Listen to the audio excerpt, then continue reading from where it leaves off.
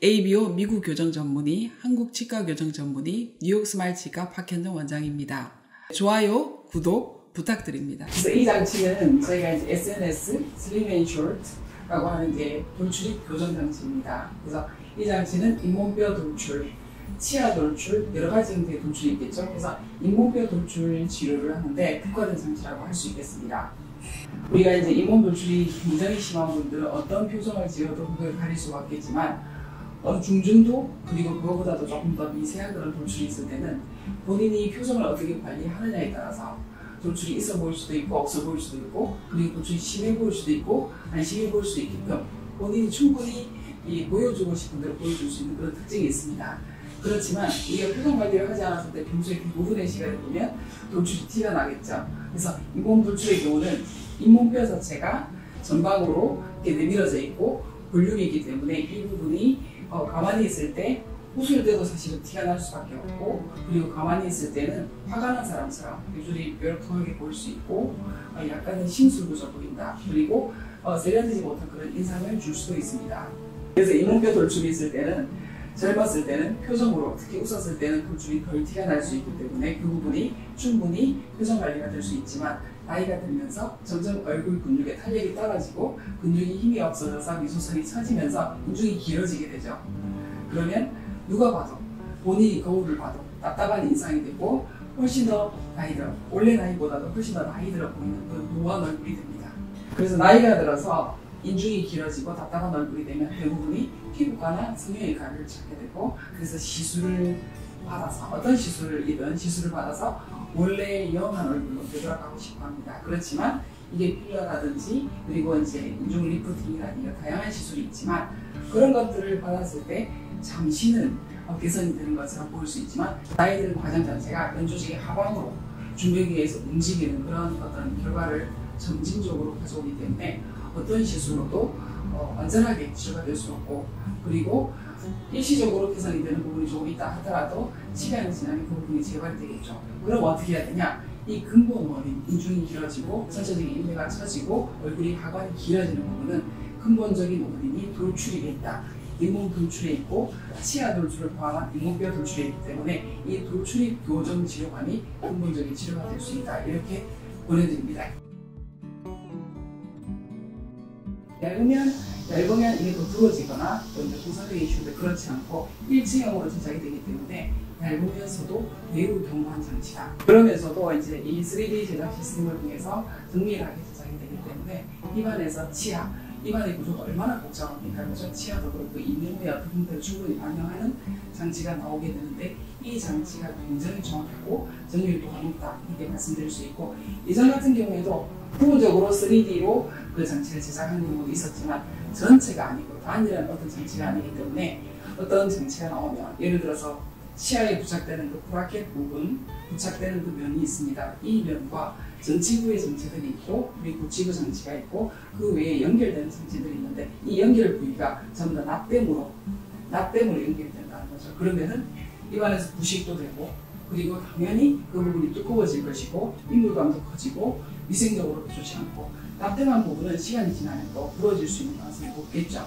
그렇지만 그 반면 SNS 장치는 한 덩어리로 하나의 유닛으로 이게 제작이 되기 때문에 그런 위험이 전혀 없고 깨끗하고 정밀하고 그리고 환자의 인물감은 훨씬 적다. 이 장치는 굉장히 탄성이 좋습니다.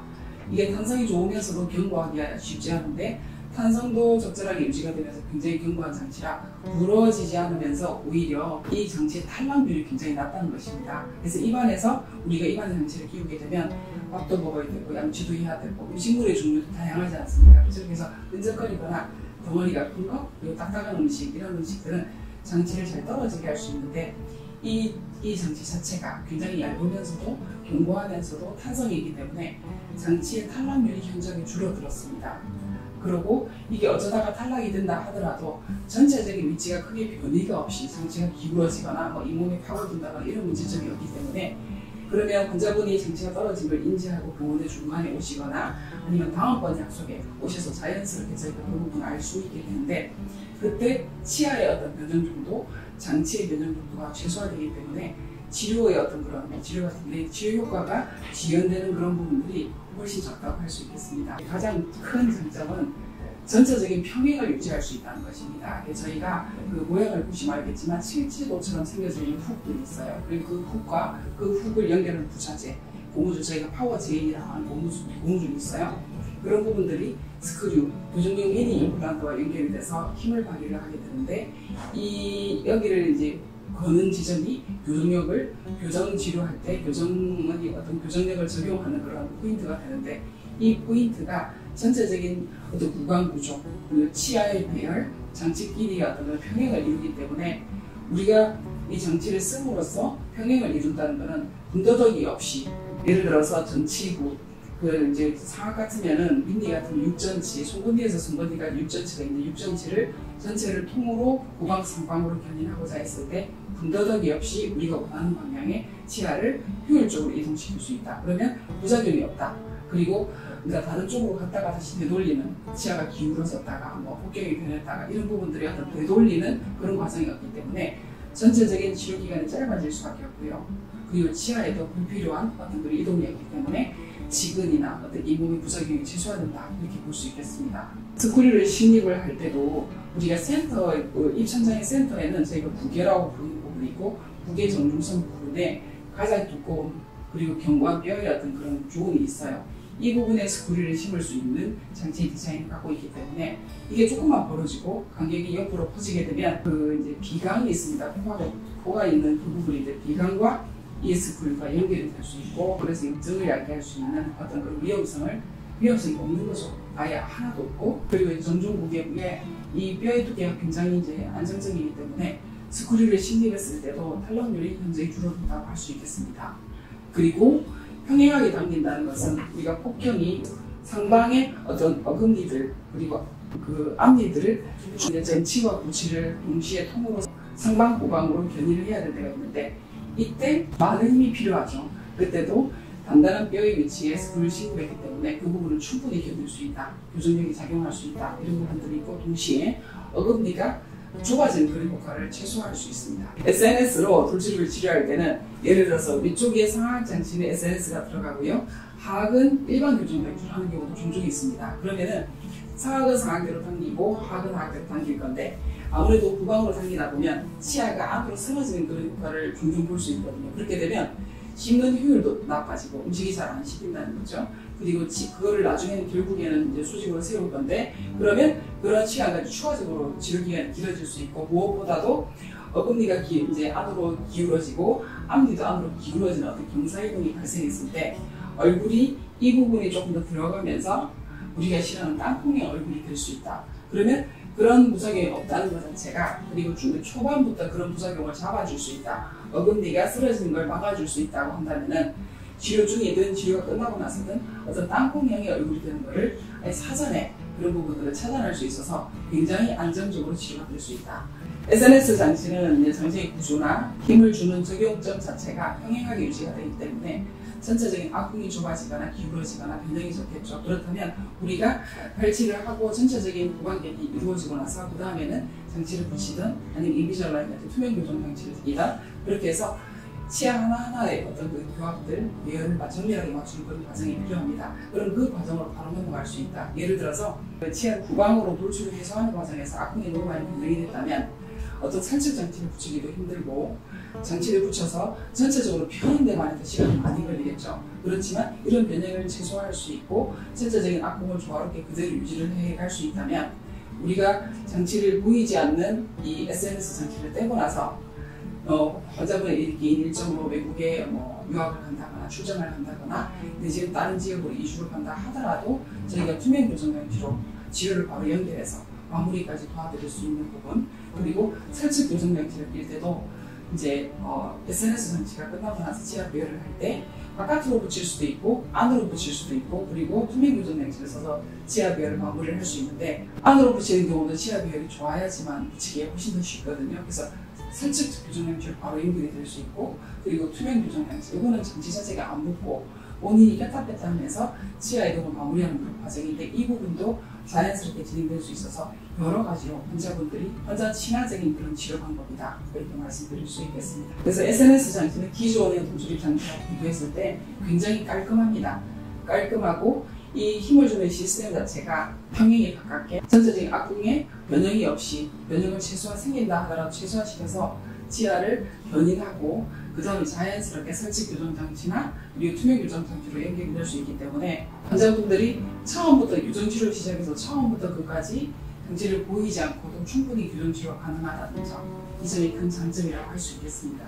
본인이 어떤 돌출이 심한 돌출이 있다, 그리고 치아 돌출이 있다, 미세 돌출이 있다, 본인이 지금까지 살아오면서 충분히 불편함을 느꼈을 거지만 거기에 적응해 계신 분들도 많으실 거거든요. 그렇지만 SNS 장치를 이제 써서 교정 치료를 하게 되면 여러 가지 장점이 있기 때문에 가장 큰 장점은 치료가 잘 된다는 거, 그리고 빨리 끝난다는 거, 효과적으로 돌출이 해소된다는 건데, 거기에 더해서 굉장히 심리적인 방법으로 장치를 전혀 돌출시키지 않고 심리적으로 치료를 시작하고 끝낼 수 있기 때문에 장치가 내가 나이가 있는데 교정 치료를 지금 해도 되겠어라고 생각하시고 망설이는 분이 계신다면 지금 용기를 내서 바로 시작하실 수 있도록 제가 도와드리겠습니다.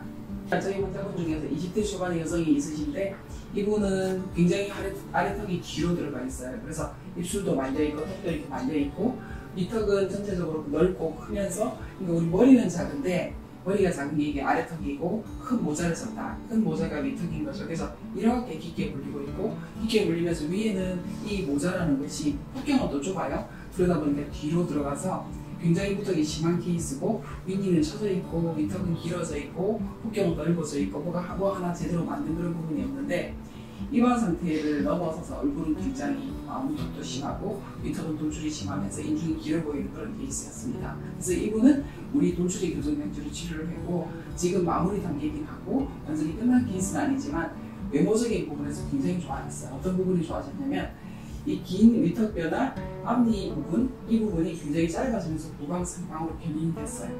그리고 오히려 어금니 쪽에 공간이 충분히 넓어지면서 노출이 되지 않던 그런 부분들도 많이 치아들이 노출이 많이 되고, 그리고 폭경 자체가 이게 노출이 해소되면 쪼그라들 것 같잖아요. 그렇지 않고 전치부나 이런 부분들 충분히 무광 상방으로 이동해서 돌출, 범위생활 이런 부분들이 해소가 됐지만 어금니는 오히려 편안한 정도로 충분히 넓어지고 정상적인 폭경이 회복이 돼서 아래턱이 바깥으로 원래 정상적인 위치를 찾아서 충분히 비율돼서 수평적인 어떤 비율 그리고 측면에서 봤을 때 비율 이런 부분들이 굉장히 이상적인 수준으로 좋아져서 얼굴이 굉장히 많이 달라지신 그런 케이스가 있습니다.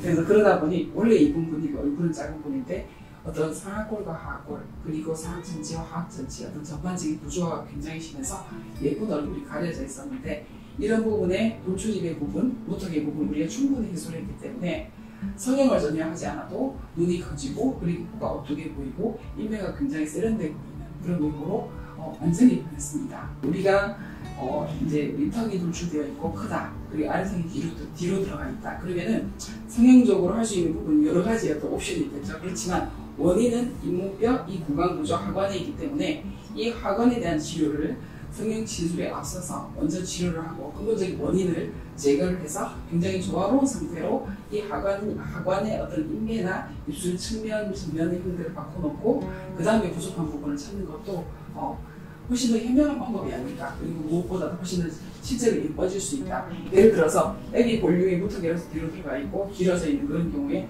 나머지 볼륨이나 눈의 크기 그 다음에 이제 코의 어떤 크기 더하고 더했기 때문에 돌출에 더해진 그런 볼륨이 더 생기기 때문에 전반적으로 조화롭거나 그렇진 않겠죠.